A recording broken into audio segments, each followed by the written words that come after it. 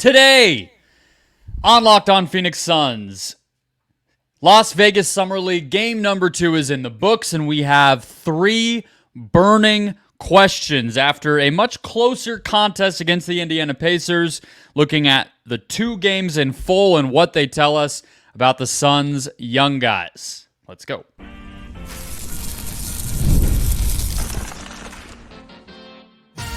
You are Locked On Suns, your daily Phoenix Suns podcast, part of the Locked On Podcast Network, your team every day. And we're back. This is Locked On Phoenix Suns, part of the Locked On Podcast Network, your team every day. I'm Brendon Kleen, your host, a credentialed media member covering the Suns for the past 7 seasons and the host of the Just Basketball Show. Welcome to Locked On Suns. Thank you for making us your first listen to kick off your Wednesday. It is WNBA All-Star Week here, but the Summer League and Olympic basketball is still going on the men's side. And of course, the offseason continues. Moves, minimum deals, everything, of course. So thank you for spending the day here, starting your day here. We are free and available everywhere, including YouTube. So hit follow or subscribe on whatever platform you're finding us on. If you have not already, get a new episode in your feed every single Monday through Friday, all offseason long. Become an everydayer. Join thousands of folks who start their day with this show and get locked onto the Phoenix Suns every single day. Joining us as he does every single week. A little delayed. I was in Las Vegas. We're convening after some sort of something to talk about, which is Summer League game number 2. It is Brendon Dueñas. He is a writer over at Bright Side of the Sun. And we're going to answer some burning questions. Ask and answer some burning questions. Today's episode brought to you by Gametime. Download the Gametime app, create an account, use the code LOCKEDONNBA for $20 off your first purchase. Terms apply. Okay. Burning question number 1, Brandon. I'll just throw it your way to get things kicked off. Based on what we have seen, the Suns have 3 rookies on the roster right now in Ryan Dunn, Oso Ighodaro, and Jalen Bridges. Which of those 3 players, from what we have seen so far and what we know about the Suns roster and what the Suns roster could look like and everything else, which of them will play the most minutes this season for the team? This answer is probably going to ruffle some feathers, but just because I know everyone's an Oso believer at this point, myself included, but I think it's going to be Ryan Dunn. I just think I look at the roster construct of the Suns. What do they need the most of? What do they have the least of? It's Ryan Dunn. I think that the defense has been incredible. The foot speed, everything, just his awareness, his IQ on that end, it's been as advertised. The offense has been as well as advertised, which is, take what you can get at this point. But yeah, I think it's done. I think we'll probably see both rookies of those 2 play a little bit. Still on Bridges Island, I'm still a fan, but I think the answer to this one for me is pretty comfortably done at this point. But I am very intrigued by Oso. Yeah, Ighodaro is definitely more buried on the depth chart, right? I mean, that's kind of the obvious one where there's 2 centers who are pretty reliable, pretty consistent, pretty clear-cut veteran players who are in line ahead of him. But I'll make the case for Oso because I think his floor is higher. His floor is higher than Dunn. When you put him out there, if you're Mike Budenholzer, I think that there's less variance in what might happen, right? Like, he's not going to kill you. Maybe on the glass, he might.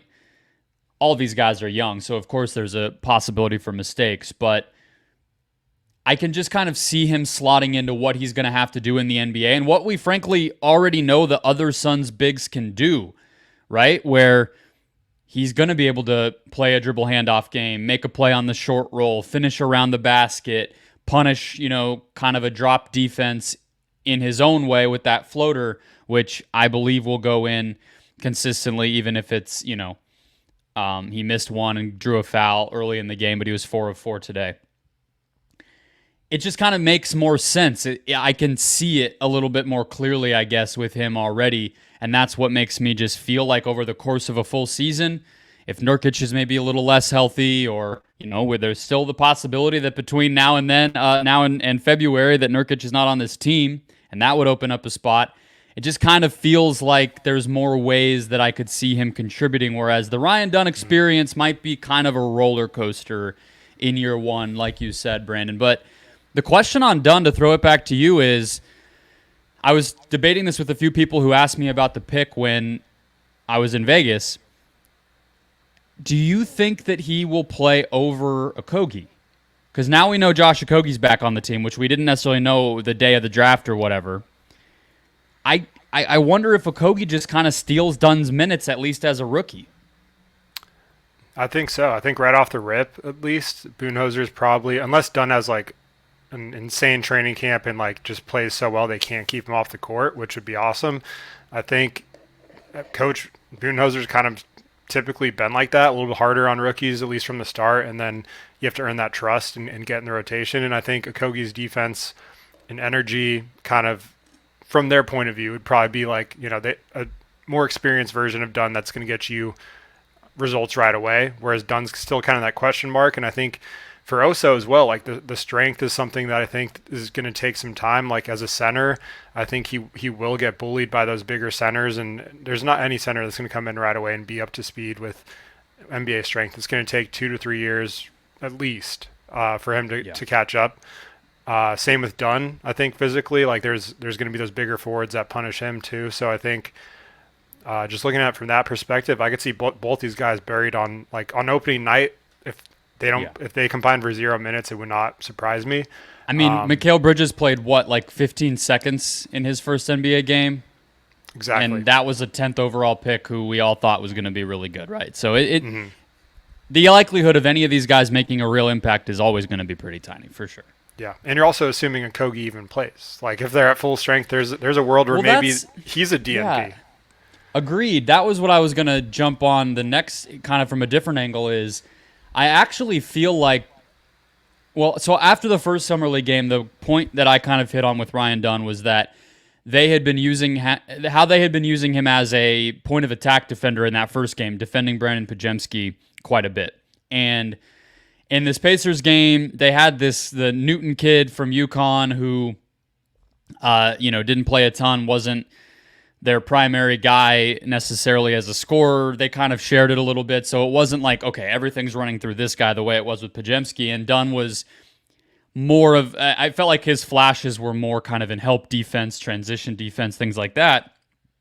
I think there's an open question how they'll even use him, how they think of him, because point of attack defender, if that's his role, it is kind of him or Okogie to fill that.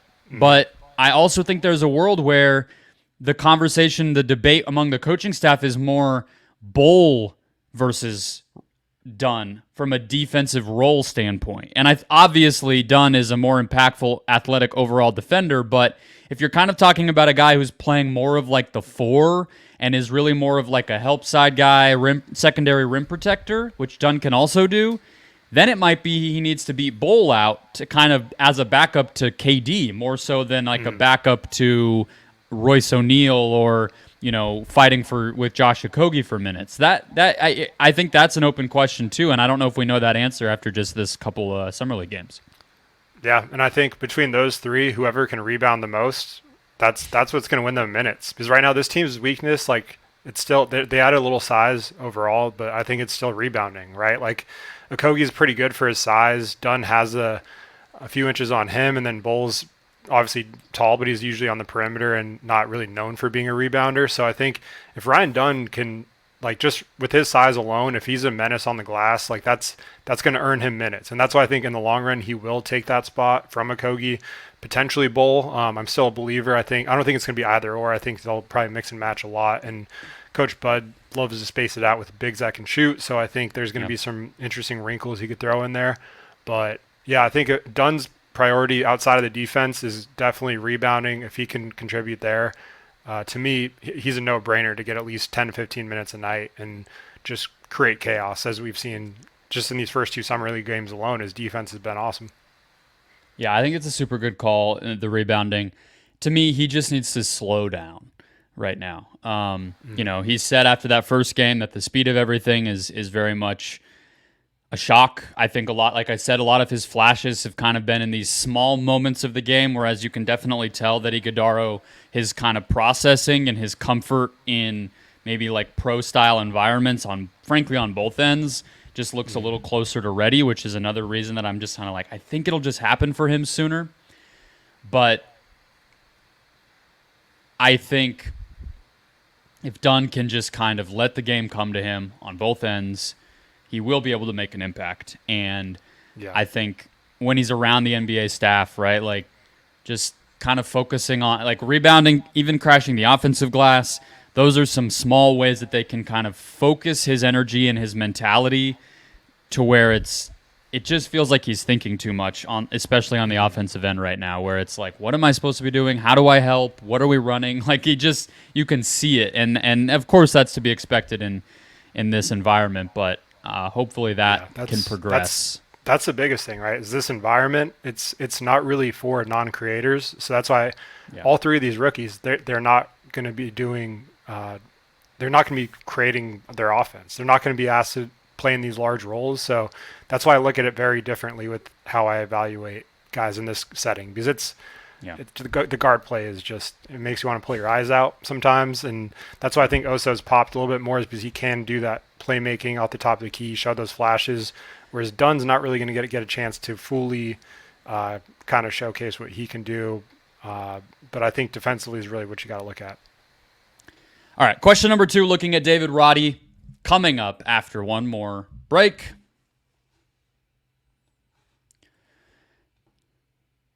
First, today's show is brought to you by the Gametime app, the best place to buy any ticket. Gametime is also an authorized ticket marketplace of Major League Baseball, so when the break is over and the games begin, they return, Gametime's the place to go to watch your D-backs here locally.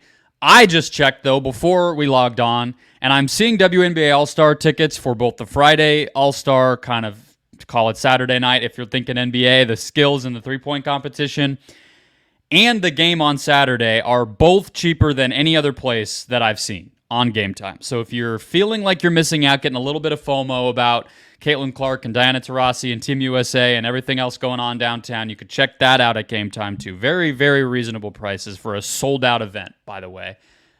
But on top of that, you got last-minute deals, flash deals, zone deals, all designed to get you the absolute best possible price every single time at Gametime with no hidden fees, no none of that. It is just you pay what you see and you can get a cheaper price almost every single time. Take the guesswork out of buying tickets from the MLB to WNBA All-Star and beyond with Gametime. Download the Gametime app, create an account, use the code LOCKEDONNBA for $20 off your first purchase. Terms apply. Again, create an account, redeem the code LOCKEDONNBA for $20 off. Download Gametime today. Last minute tickets, lowest price, guaranteed. All right, Brandon, question number 2. Has David Roddy, with this opportunity that was very clearly designed to let him explore his potential a little bit and do a little more out there on the court, with the reports swirling going into it that the Suns are not fully against the idea of cutting him if they had a better opportunity personnel-wise come along to them. Has he shown you enough? Has he shown this team enough to lock in his roster spot and be a possibility to get some minutes this upcoming season? What have your thoughts been on Mr. Roddy? I don't think so. I commend him for wanting to go out there and showcasing and being the leader and doing all that. Like, I think he played a lot better today, but a team trying to win a championship, they got to keep that roster spot open. And if a better situation presents itself, David Roddy's not someone you're going to stop that opportunity from coming to fruition for. So to me, it's a no-brainer that, I mean, he's the obvious cut and it's been reported. I'm not going to sit here and say it's going to happen, but I don't think he's in summer league at this point with his experience. He should be the clear-cut star every single game and really like popping like we were seeing some of these other guys around summer league doing. And to me, it's just not, we're not seeing that from him. And I think there's some things I like about his game. I think he is probably an NBA player. I just don't think, given the circumstances and the roster fit with kind of what the Suns need, that it's going to be here in Phoenix. So to me, he hasn't shown enough.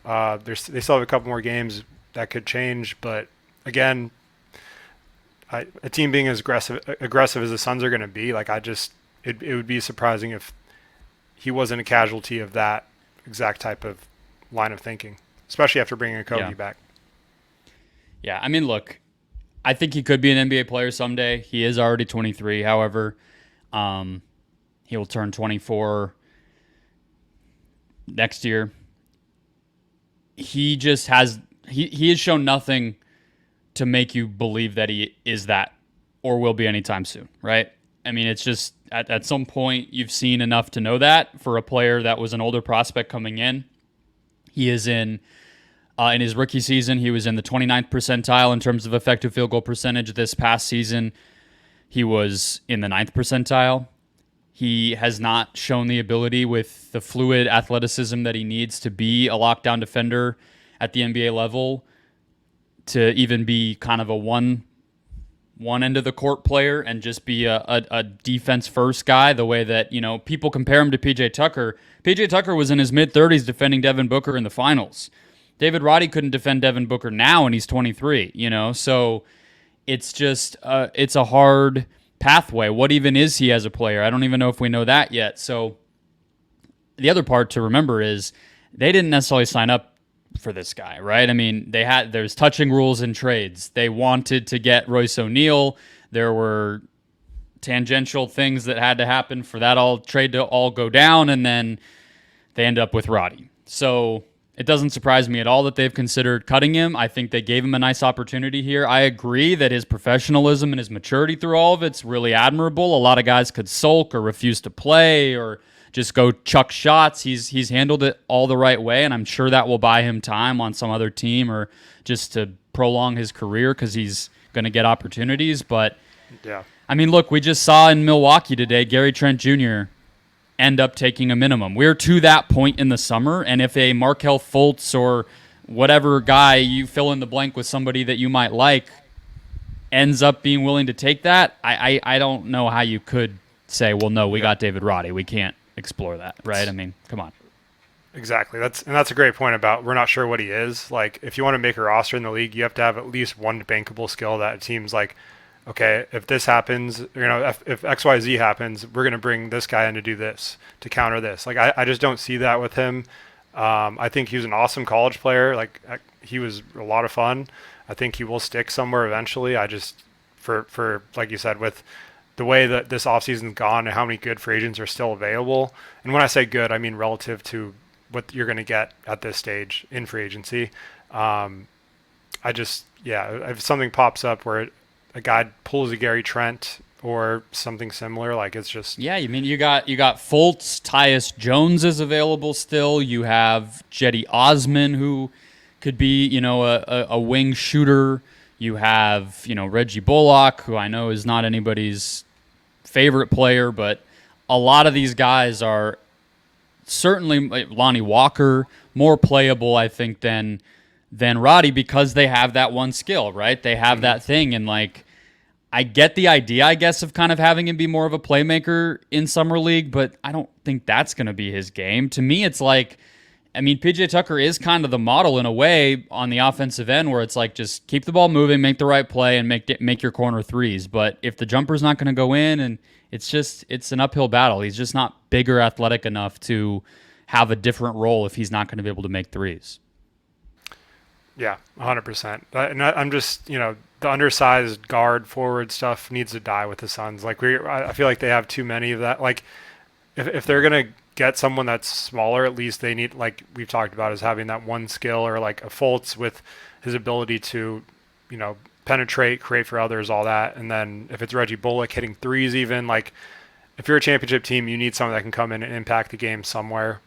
So to me, he's the odd man out. Well, we'll see. I mean, there's still time. We'll see what he can do. I mean, there's a game tomorrow. Maybe he just plays so well that the Suns change their minds, but I just can't see it where we are now. Yeah, and look, they have to also find a deal and find that other player before, exactly. You know, he's on the roster for now. He has a guaranteed contract for next season. Yeah, so we are talking about like tomorrow or anything. Exactly. We are talking about them having to eat money, fully cut a guaranteed player, and now pay another guy. You know, that is somewhat rare in the NBA, but like you said at the beginning, given how urgent everything is with the Suns and honestly how few other moves they really have made this offseason, I think you kind of have to leave no stone unturned, so to speak. And, like we've said multiple times, he had an opportunity to blow people away and he didn't quite meet that mark. So if he doesn't for the rest of Summer League, then I think you kind of owe it to yourself to say, hey, that's an opportunity to go get a different player and increase how much we like our roster, and you kind of have to. So, all right. Let's look at the rest of the group. Those are the top 3 players on this Summer League roster.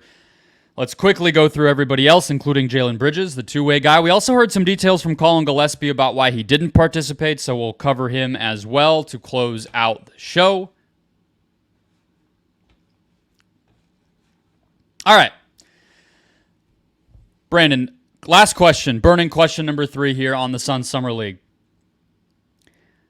You had put it this way, and I think it's a good way to look at it. Which of the guys who are not the 3 players we've already talked about are the most likely to be on an NBA team 5 years from now? And, yeah, take that any direction you want. What's your answer? Does this include Gillespie and Bridges? We're talking about Roddy. Yeah, it can. I mean, we haven't seen Gillespie, which is part of the tough part of including him because we're kind of like, looking at his G League stats from Denver last year and whatnot. And I guess Villanova, we all watched him. But yeah, include him in there. Yeah, I think Gillespie's my pick. I think he is an NBA player. What is that going to look like? Like, obviously, high-end scenarios are like everyone wants to be the next TJ McConnell or, there's certain guards I think that have broken out that have been very good college players, high IQ, that can make a solid backup point guard in the NBA, and I think that's a very probable outcome for him. I think it's the path to get there is tough in this league. The point guard's the deepest position, so that's against him right off the bat. But Bridges, I don't know if it's going to be in Phoenix. I don't know if it's going to be 2 or 3 years from now, but I think there's a world where he's a rotation player somewhere, someday. Like that, if you can shoot, you have size, and you can defend and make interesting plays and reads on both ends, like there's a spot for you in the league. So I think, to me, he's really stood out in small spurts where it's just like the idea of him is intriguing. So I don't know if it'll be in Phoenix, but I think he's an NBA player too down the road. So I think both those guys I'm pretty high on relative to them being where they are at the bottom of an NBA roster. Yeah, I like Bridges a lot. I mean, I think physically you can obviously see that he's pretty thin. The idea of him being an on-ball impact defender as, early on in his career maybe is far-fetched, but I think, even with McHale, we saw him add strength without looking bigger. I think that just kind of comes when you're a professional athlete and you're in a training regimen that is really supposed to develop you as your exact role and all that stuff, and you're not kidding yourself that you're going to be, a playmaker anymore and all that. So I think that will come for him. But you're right, the interesting plays on both ends is honestly the part of it that intrigues me the most with Bridges, where, he's reading passing lanes. He's a really instinctive help defender. There was one play where, his strength limitations did kind of show up at the same time, but there was one, it ended up in a free throws for, I believe, Newton on the Pacers early in the game, but Bridges had a really solid dig into that drive and almost stole the ball from him, and then, Newton kept it going and barreled into the center and drew a foul. But just those little plays where you can tell he knows it's like the practical application of what we always say, that guy knows where to be on defense. Like that, he does, and you can see it. And then, yeah, offensively, they're using him through screens. They're not afraid if the ball ends up in his hands a little bit here, and he can attack a closeout and do that type of stuff. So, his age is showing, his experience and kind of know-how are showing. And for an undrafted player, probably could have gotten drafted. That's always my caveat with those types of guys, but he looks good. He does. And I think back to Gillespie and him, like if they're both spending time in the G League with the Valley Suns at all, that will be cinema right there. And look, I was disappointed that Gillespie didn't get an opportunity to play with this team, because I think he's the type of player that brings out the best in guys like Oso and Dunn and Bridges. So to me, that's kind of I know you wanted to talk about that, but I think Gillespie's just that type of player. And Bridges specifically, I think, would benefit a lot from being and Dunn as well. I think wings that really can't create are just super limited when it comes to like summer league context, where it's mostly guards just trying to get their own or make a name for themselves, and it's not really that pure NBA flow of just free-flowing offense and spacing. So that's where I think there's sort of a disservice for trying to take too much away from these players, and even David Roddy to an extent. Like there's certain players that I think are trying to do more than they should, and some that are doing less than you'd like to see them do. Yeah, the Suns kind of went 0 for 2 in terms of roster construction, I think we can say now after having seen it for 2 games, where they don't have great high-level creator or elite shooting, which, again, like we're talking about exhibition games, that's like the feeder system for the minor league. It sounds dumb to be like they don't have enough talent on their summer league team, but like it is limiting some of these guys that we want to see stuff from in its own way. Bridges, to me, as an example of that, all of his shots were threes today, and that was kind of the book on him coming out of college, was like, well, he's just going to be a shooter from 3. But again, if you're talking about an undrafted player who seems to be pretty instinctive and has decent size, and all the, can that guy be a 9th man is kind of like the question. I feel good about it after, what we saw at Baylor and now what he's been able to do here so far in limited minutes, just kind of translating to the pro game. But yeah, back to Gillespie. It sounds like, according to him from an interview with Dwayne Rankin and Gerald Bourguet at Summer League today on Tuesday, that it was just a timing thing. Like camp had kind of already broken in Denver and he thought he might stay there. And then by the time he got the call from the Suns and ended up jumping to a 2-way in Phoenix, now the Summer League program had kind of already gotten off the ground and there wasn't a spot for him, which, he's been around for a couple of years now in the NBA. He was an older college player. It's not like he needs this, but I think you're right. It would have been nice to at least see his impact on the other guys, if not for himself. But the only point I'll make on Gillespie to kind of bounce off of all the good things you said, which I agree with, is that honestly, this is, going to sound like obvious archetype stuff, but watching Reed Shepherd in Summer League has gotten me thinking that if Gillespie can consistently make pull-up jumpers, and especially if he can extend his range on that to be making pull-up threes, then he's going to be an NBA player, because that's just going to be a bankable thing he can threaten the defense with. We know he can be a floor general. We know he can kind of drive and kick as needed. But if he can bend the defense by having to respect him as a pull-up threat at both the midi and three-point level, then I see no reason why he won't be. I mean, he's dominated at both levels that he's played at between college and the G League, and the skill set's there. I mean, that was kind of the thing that I heard pushback on actually with Tyler Kolek is, well, he can't really, he's not a high-volume dynamic pull-up shooter. So if he's not a great athlete and he can't do that and the finishing is going to be a question at the NBA level, that was kind of the case against Kolek. But on the other side with Gillespie, I'm like, well, I already see one of those ingredients. He can make those jumpers. And, I mean, if he proves that's real again in the G League, we might be talking about him getting a roster spot on the Suns this year.